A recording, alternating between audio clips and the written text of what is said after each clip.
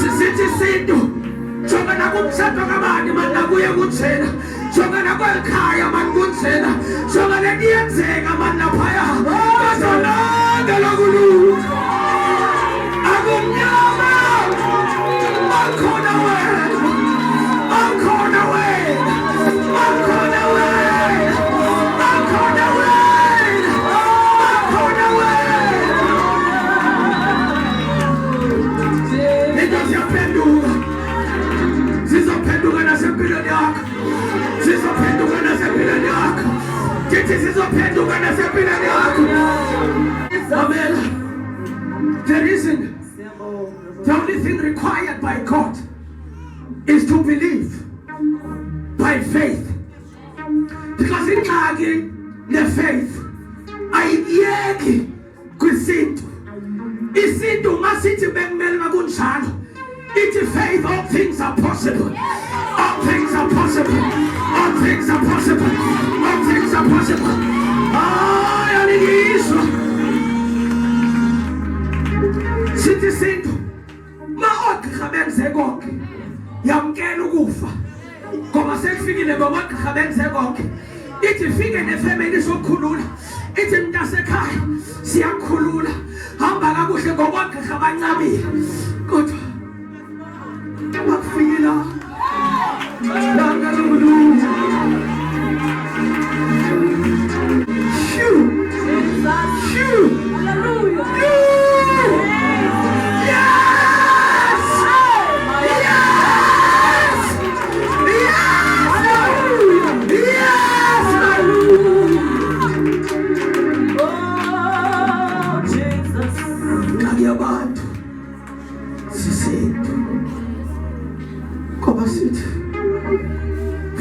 ujonge ngakwezinye izinto kunjena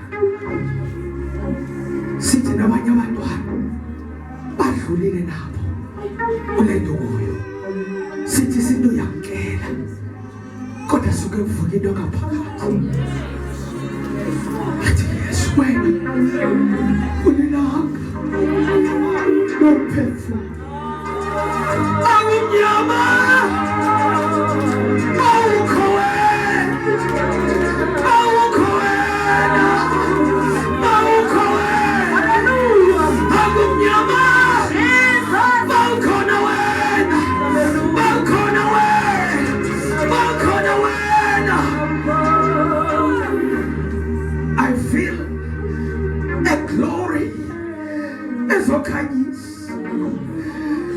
eyabonakala asekosele iphutha bethinjiwe kodwa izwi lithi kwabamhlophe apho amasirayeli akhona kwabamnyama iphutha ayinkosi yami uyayibona nakweyakho impilo kuzoba mnyama entaleni kwakho kuzoba mnyama ekunene kube mnyama ekhohlo kodwa wena uzokhanyiselwa.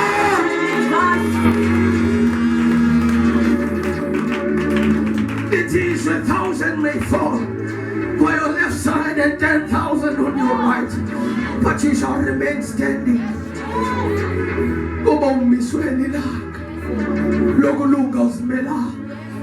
God has created a place for you and me.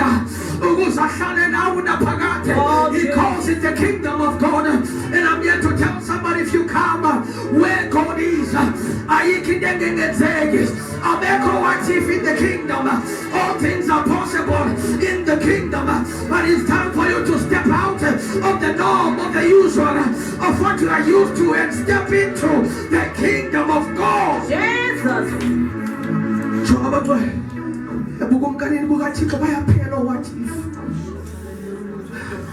What if this truly and I fall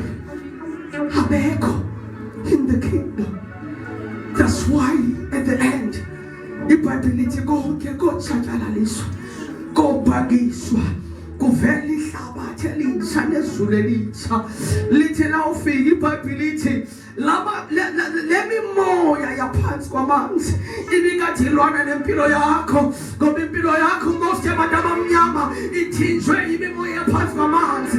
Kodwa ngenxa yentuba abamnyama uthi uThixo akusayi bakho lwandle kwilizwe elitsha, kwihlabathi elitsha, kodwa mna Thixo akusayi bakho langa nabusuku, kodwa mna Thixo ndobalilanga obusuku nemini kokhanya, alizubakho ixesha lobusuku nabomnyama, ngoba mna ndinguThixo ngoba kukhanya. God loves you. God loves you. God loves you. Just tell yourself, God loves me. God loves me. Come on, let's go, Miss Hova. Utothixo uyathanda, uyathanda, uyathanda, uyathanda, uyathanda, uyathanda, uyathanda. Somebody clap hands for Jesus as you're sitting down. Clap hands for Jesus. Amakhosa masihlangene sithi sisuka kwantu. Indlela esiphila ngayo sithi sisintu. Le ndlela wenza ngayo sithi bubuntu. Le nto yiyo sithi ngumuntu. Sizahamba sonke. Sizahamba sonke. Isintu yintoni? Zizinto ezamkelwe ngabantu, kodwa ebusweni bukaThixo zingamkelekanga. It has become acceptable ukuthi lento siyayenza singabantu, kodwa ngoba ayamkelekanga kuThixo ayikwazi into abasingayamanisa nabantu bakaThixo. That's why thina senifuna uyezinyangeni siyanikhuza sithi ungayi, ngoba oqala inyanga zona zithi masihlanganisa amayeza, sometimes they need body parts. And lento ufika seyigutyiwe awuyazi uba ihlanganiswe nantoni, kanti kunomntwana ogrunjelwe esigangeni akasenanyama zakhe zandawo zithile ngoba eliyeza. Wena une-5,000 lokuthenga ibhothe lakho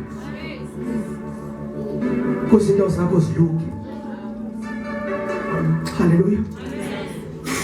Hallelujah. Hallelujah. These things are acceptable.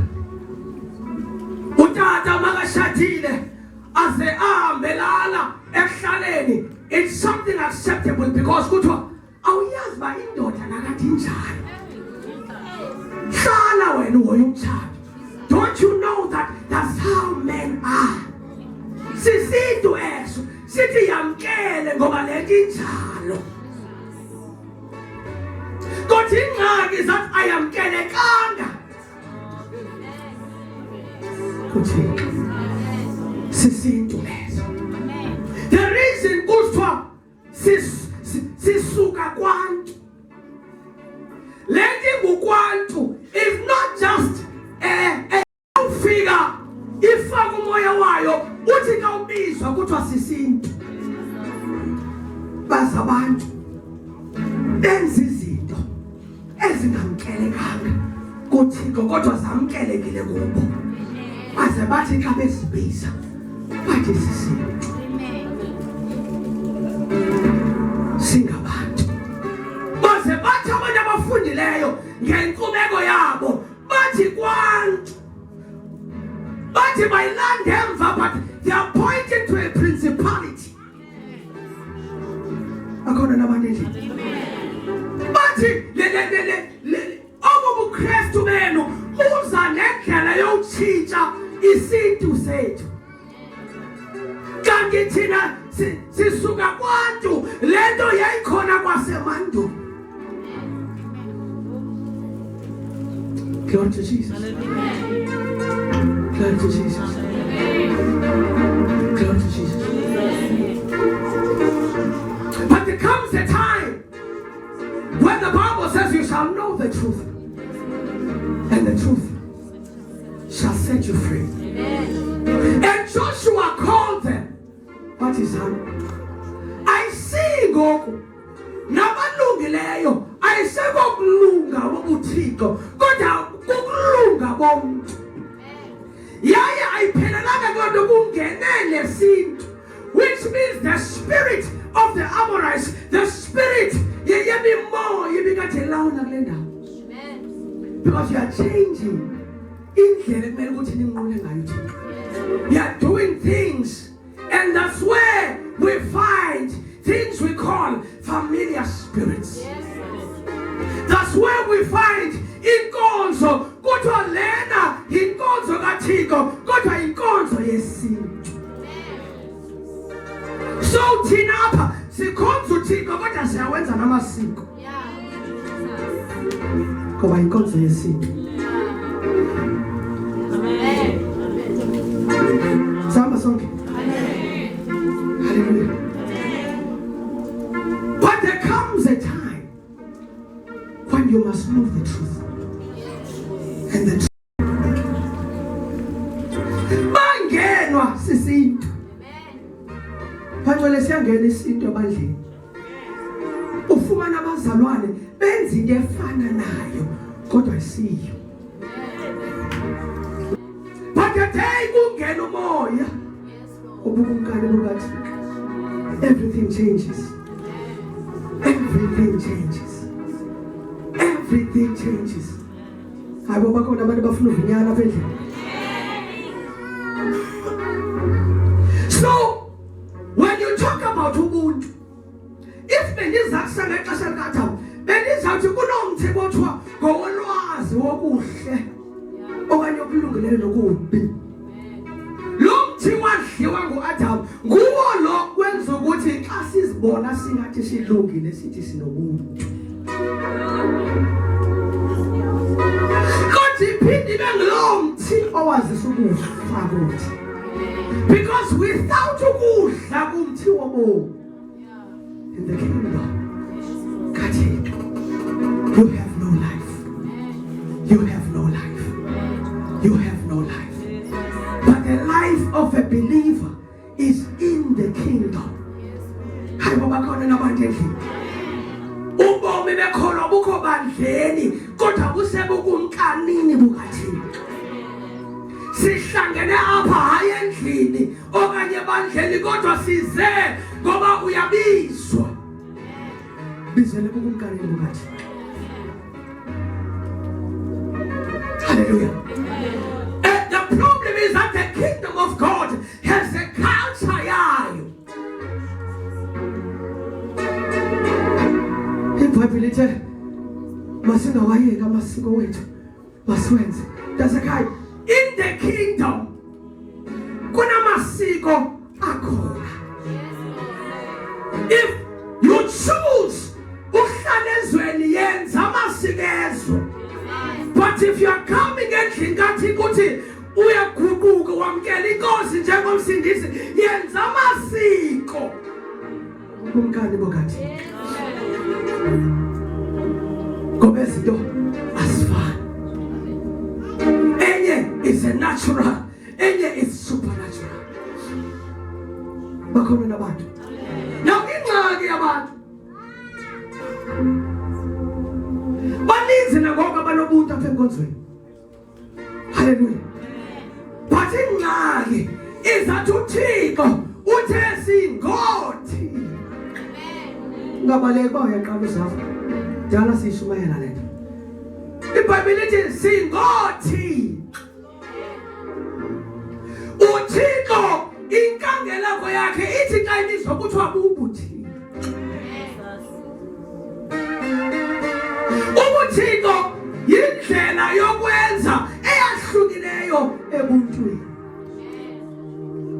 Ngoba nabantu abanobuntu bahambe bathixwe.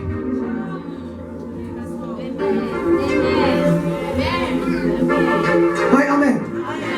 Abanye bakwenzela obuhle phambi kwakho kodwa bawusuka kuwe bathi kodwa ngidiliwe. How many times did we night? How many times? Phambi kwakho bathi ayinamsebenzi manje. Noba uyibuyisanga. Abanye awuthi mhlawumbe uyibuyise. Athi awufika ku-friend. Athi andanele. Andanele.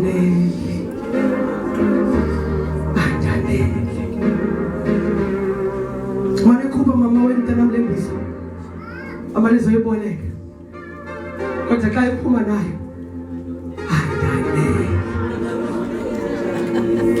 aziyayithenga lene yakhe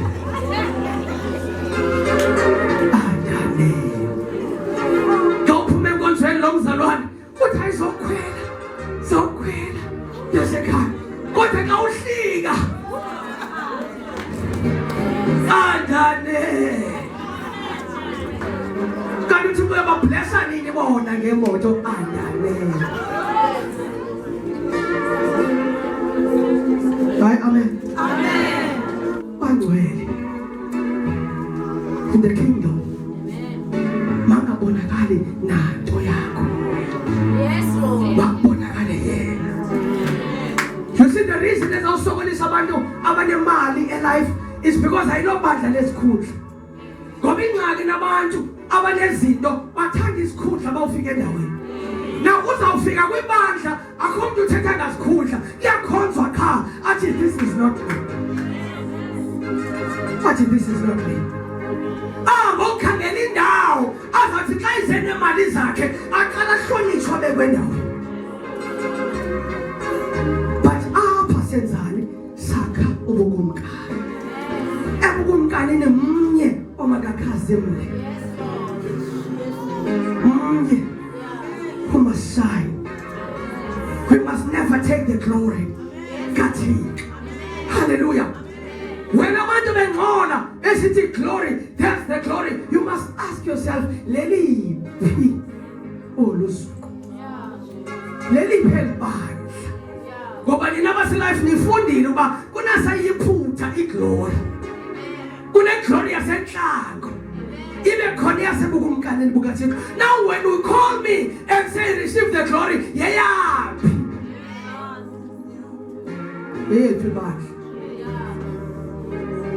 Hallelujah. Hallelujah. Mawubona uzamva ngothetha. Like it is awulandele emva kwathi glory glory uzamva xa thetha uthi hayi le. Unimoshile ufuna ugqoboza. Yaseyiphutha le glory. Sendlule lapho. Andidingi next. Ufundise ukuthatha glory glory. Eyaphi? Thetha ngento esiphathekayo eyasenhlango next. Thetha ngezindlu nemoto inhlango leyo gqithi. Ulindele iglory ethi uyahlaliswa. Ebukumkanini ngathi. Ize ithi mawuhlaliswa ithi welinda ke ngokuba zonke. Singamakhosa siyavuma. Singabantu bamnyama ndiyavuma. Kodwa kwantu lo sesiphatha amandla somnyama. Isintu yimbembelelo yomoya wakhe. Hayi amen. Ingxaki yebandla lingade baza abantu bezwe it is because kusagcwele isintu.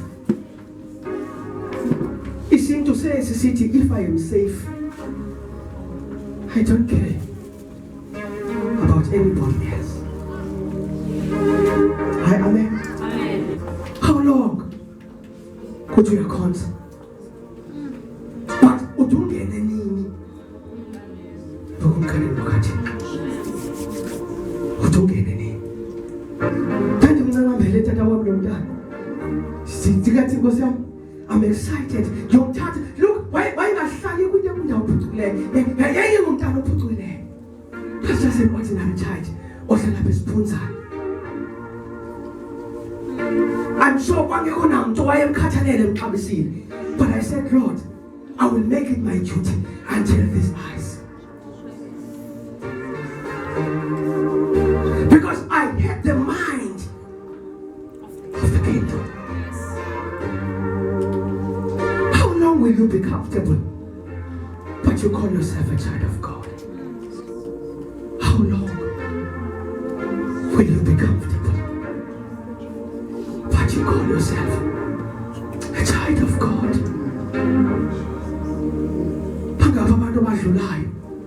That you could have helped endleleni ezenkonzweni, endleleni emsebenzini. How many of your colleagues You are quiet, but you are see. Your eyes of the spirit can see that this one would do yes. But for fear of man, you are quiet. How long? How long? How long? How long? Today, something is happening in your life. Something is changing today. Ubungane bukaThixo buzavula umlomo. Ubungane bukaThixo buzavula umlomo. Something is changing today. The most powerful thing, Sister Tandas, is that in this kingdom, open your heart to receive His glory. Because when His glory comes, everything that is out of order in your life, it comes back into order. Hi, amen. Amen. Hi, amen. Hi, amen. If the Bible says you are the temple of the Holy Ghost, singakahlala lapho kungekho inkazimulo okanye inkazimulo ilande lapho Thixo khona. Child of God, open your heart. And when you are filled with the glory, uzathi nje usmile, abantu bathola amandla kuwe. Abantu bathola amandla kuwe. Abantu bathola ukukhululeka kuwe. Hayi Nkosi yami, the amazing thing about Jesus, He never laid hands on His disciples. Amen. Did you notice that in the Bible? He laid hands on the people who were following Him, on the crowds. But on His disciples, He never laid hands. Why? Because in the kingdom, Amen. the glory begins to deal with the issues. Wherever you are the carrier of the glory of God. And what the glory of God is, nabo bebegula bebekhalugula kodwa kwawufika wena bayaphila, kwawufika wena bayakhululeka, kwawufika wena bathimona yabaleka, ngoba ufike isithwala inkazimulo, isithwala inkazimulo, isithwala inkazimulo. This salvation is powerful. This salvation is amazing. Just lift your hands to God. Say, Lord, help me. Open your mouth and begin to pray for yourself.